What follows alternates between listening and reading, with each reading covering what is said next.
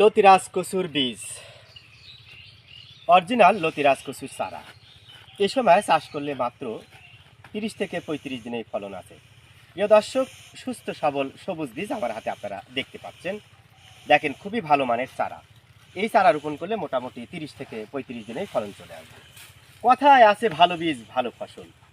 বর্তমানে বিভিন্ন প্রকার চাষাবাদ বাংলাদেশে হচ্ছে, তবে লতিরাজ কচু এক চাষে ব্যাপক লাভের সম্ভাবনায় থাকে।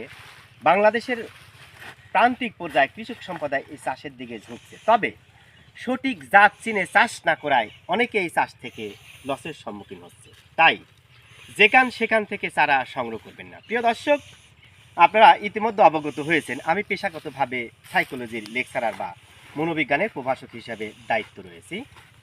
আমি শিক্ষাদানের পাশাপাশি কৃষিকাজের সাথে সরাসরি সম্পৃক্ত, বিশেষ করে পটল চাষ, পেঁপে চাষ এবং লতিরাজ কচু এক চাষের সাথে। আপনারা অসংখ্য ভিডিওতে দেখেছেন লতিরাজ কচু এক চাষের পরিচর্যা বা চারা উত্তোলন বিভিন্ন কাজের সাথে সরাসরি কিন্তু সম্পৃক্ত। অনেক ইউটিউবাররা রয়েছে যারা লতিরাজ কচু এক চাষের সাথে সরাসরি সম্পৃক্ত না, তাদের দেখলেই আপনারা চিনতে পারবেন। প্যান্ট শার্ট পরে বিভিন্ন জায়গায় যা ভিডিও ধারণ করে, নিজেরা কিন্তু কোনো চাষের সাথে সম্পৃক্ত না। তার কাছে অর্ডার করেন, তারা চারা আপনাকে দিয়ে দিবেন অতি নিম্নমানের চারা। তাই বাড়ি লতিরাজ কচু এক চাষের লাভের পূর্ব শর্ত হচ্ছে ভালো বীজ ভালো ফসল। আপনি যে মানের চারা রোপণ করবেন সে মানের ফসল পাবেন। তাই দাম একটু বেশি হলে আপনাদের উচিত ভালো মানের বীজ সংগ্রহ করা। দেখেন, এইটা আমাদের বাড়ি লতিরাজ কচুর ক্ষেত, একদম সুস্থ সবল। এই ক্ষেত থেকে আমরা চারা সংগ্রহ করেছি। পরিষ্কার পরিচ্ছন্নতা আমরা কিন্তু মেনটেন করি।